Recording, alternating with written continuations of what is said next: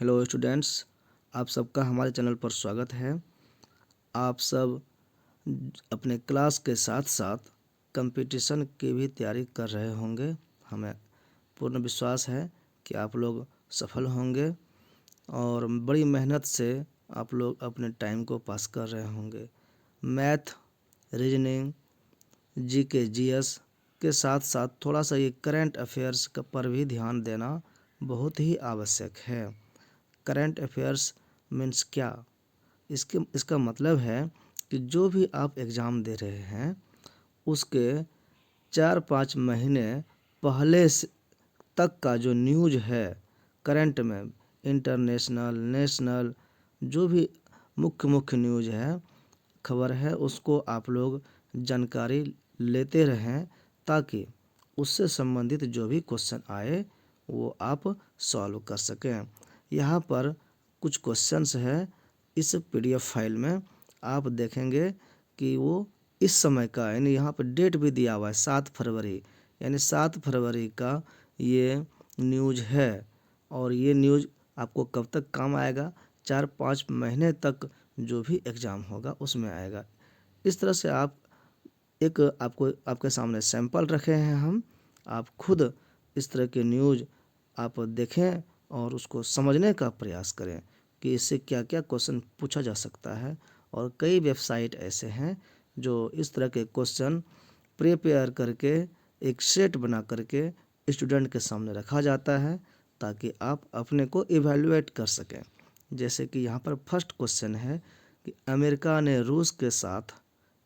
और रूस दो अलग अलग देश हैं और ये माना जाता है कि दोनों एक दूसरे के विरोधी हैं और ध्रुव बनने की कोशिश करते हैं, पूरा दुनिया का शक्तिशाली बनने की कोशिश करते हैं। तो इन दोनों के बीच में जो हुआ है वो कह रहा है कि परमाणु हथियार नियंत्रण संधि, एक संधि हुआ है, न्यू स्टार्ट कितने साल के लिए बढ़ा दी है, तो वो कितना दिन के लिए और बढ़ा है। इंग्लिश में how long has the US extended, US ने कितना दिन तक एक्सटेंड किया the nuclear weapons control treaty, treaty बोलते हैं संधि को, with Russia to New START, नया स्टार्ट करने के लिए रसिया के साथ कितना दिनों के लिए बढ़ाया गया है। उत्तर है डी, यानी 5 साल। यहाँ पर और भी ऑप्शन गलत दे दिए रहते हैं। अब देखेंगे कि दूसरा क्वेश्चन है डफ एंड फेल्प्स की ओर से जारी रैंकिंग में, ये जो है रैंकिंग जारी करते हैं, लिस्ट बनाते हैं, भारत के सबसे बड़े सेलिब्रिटीज़ में प्रथम स्थान पर कौन है। यानी इस लिस्ट में बता रहा है कि भारत में जितने भी सेलिब्रिटीज़ हैं, एक्टर्स हैं, उनमें सबसे फर्स्ट पोजीशन पर सबसे ज़्यादा लोकप्रिय कौन है। तो यहाँ पर 4 ऑप्शन है चारों हीरो का। इसमें शाहरुख खान वो ज़्यादा फर्स्ट स्थान पर है, ज़्यादा पॉपुलर हैं। In the ranking released by डफ and फेल्प, who is the first among India's biggest celebrities, तो शाहरुख खान हो गया। आप थर्ड नंबर क्वेश्चन देखेंगे, आरबीआई गवर्नर ने वित्त वर्ष 2021-22, वित्त वर्ष जो है आप जान लीजिए कि अप्रैल से मार्च चलता है। जैसे कि यहाँ पर 21-22 लिखा है तो 2021 के अप्रैल जो होंगे उस समय से इसका वित्तीय वर्ष चालू होगा और 2022 के मार्च तक ये चलेगा, इसीलिए 2 ईयर लिखा रहता है। 2021-22 का मतलब हुआ कि 21 में शुरू हुआ अप्रैल में और 22 में मार्च में ख़त्म होगा। तो ये अभी चूँकि फरवरी चल रहा है, ये अभी कौन सा चल रहा होगा गेस कीजिए, ये इससे 1 माइनस कर दीजिए। अभी 2020-21 वित्तीय वर्ष चल रहा है, तो ये नेक्स्ट वित्तीय वर्ष जो आने वाला है, तो गवर्नर ने कहा गया क्वेश्चन कि जीडीपी ग्रोथ रेट कितना रहने का अनुमान है। जीडीपी जो हमारा देश का है उसका ग्रोथ रेट बढ़कर कितना होने का अनुमान लगाया जा रहा है। अनुमान मतलब गेस, ये परफेक्ट यही होगा, ये जोरी नहीं हो सकता, कम हो सकता है इससे भी ज़्यादा हो जाए।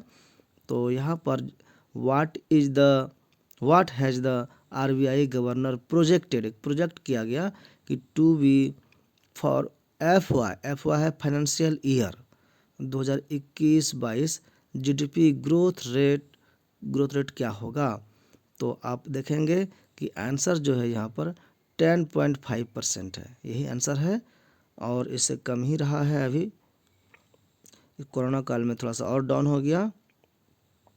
नेक्स्ट क्वेश्चन देखेंगे, बॉक्सिंग फेडरेशन ऑफ इंडिया के अध्यक्ष कौन बने हैं। ये अध्यक्ष पद पर सिलेक्शन होते रहता है, आप उसके बारे में देखेंगे, बदलते रहता है, तो ये करंट न्यूज बनता है। फिर कभी ये भी बदल जाएंगे तो नए जो आएंगे उनका नाम आने लगेगा, तो ये हर समय नया आता है, तो अपडेटेड रहता है क्वेश्चन, तो आपको भी अपडेटेड रहना चाहिए। तो हु हैज़ द बिकम, कौन बिकम हुए the president of boxing federation of India, यानी BFI, बॉक्सिंग फेडरेशन जो है इंडिया का, इसके प्रेसिडेंट यानी अध्यक्ष कौन है, तो आंसर है ए कौन है, आशीष शेलार। 5 नंबर क्वेश्चन है कि रिलायंस को किस देश से दुनिया का पहला कार्बन न्यूट्रल ऑयल मिला है, यानी इसको कार्बन न्यूट्रल ऑयल किस देश से मिला रिलायंस को। रिलायंस तो इंडिया का है। Reliance has got the world's first carbon neutral oil from which country, किस देश से, तो आंसर है सी यानी अमेरिका से। 6 नंबर क्वेश्चन है कि चौरी चौरा शताब्दी समारोह का उद्घाटन किसके द्वारा किया गया। The Chauri Chaura centenary celebration were inaugurated, शताब्दी शत मतलब 100 साल का, तो ये जो घटना है तो ये स्वतंत्रता संग्राम का याद दिलाता है। तो इनका जो समारोह इस पर मनाया गया था, उसके उद्घाटनकर्ता कौन थे, तो नरेंद्र मोदी हमारे प्रधानमंत्री हैं। 7 नंबर क्वेश्चन है, हाल ही में श्रीलंका ने अपना 73वां स्थापना दिवस किस दिन मनाया, यानी जो वहाँ का जो स्वतंत्र सरकार बना उसका 73 साल हो गया है। तो recently Sri Lanka celebrated it's 73rd foundation day on which day, किस तारीख को मनाया गया, तो बी आंसर है 4 फरवरी यानी 4 तारीख को। अब नेक्स्ट क्वेश्चन है, CBI के अंतरिम निदेशक के रूप में किसे नियुक्त किया गया है।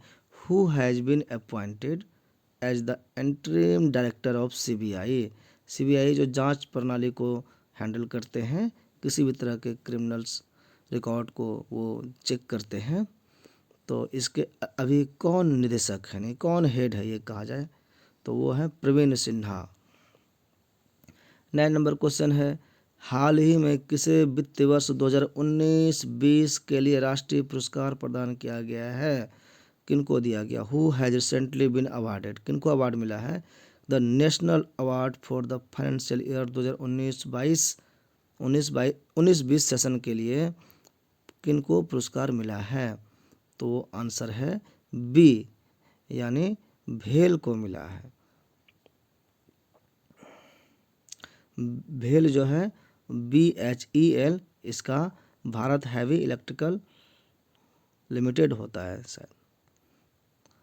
10 नंबर क्वेश्चन है और अंतिम क्वेश्चन है, हाल ही में किसे लाइफ टाइम अचीवमेंट अवार्ड 2021 से सम्मानित किया गया है, तो लाइफ टाइम उन्होंने अचीवमेंट किया है। Who has recently has been awarded the lifetime achievement award 2021, तो आंसर है ए डॉक्टर RK डे। इसी तरह से आप अन्य डे में भी यानी रोज़ क्या क्या घटनाएं घट रही है उसका आप रिकॉर्ड रखें, एक नोट्स डायरी बनाएं, ताकि आपको करंट जो है अफेयर्स आपका अच्छा रहे। इससे भी लगभग 10 to 20% क्वेश्चंस पूछे जा रहे हैं। हम लोगों ने देखा कहीं कहीं इससे ज़्यादा भी क्वेश्चन पूछे गए हैं।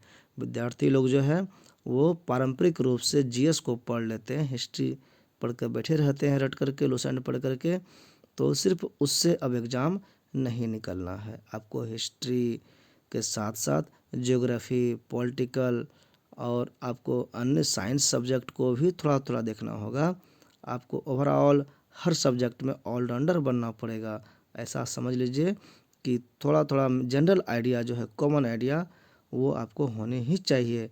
और साथ में एक आपको करंट अफेयर्स को जानने का मतलब ये है कि आप अपने आसपास की घटनाओं से अनभिज्ञ नहीं हैं, आप उसकी खबर रखते हैं, उनके साथ कैसे पेश आना है ये समझते हैं। तो आप हमारे वीडियो को वॉच किए, इसके लिए आपका बहुत बहुत धन्यवाद।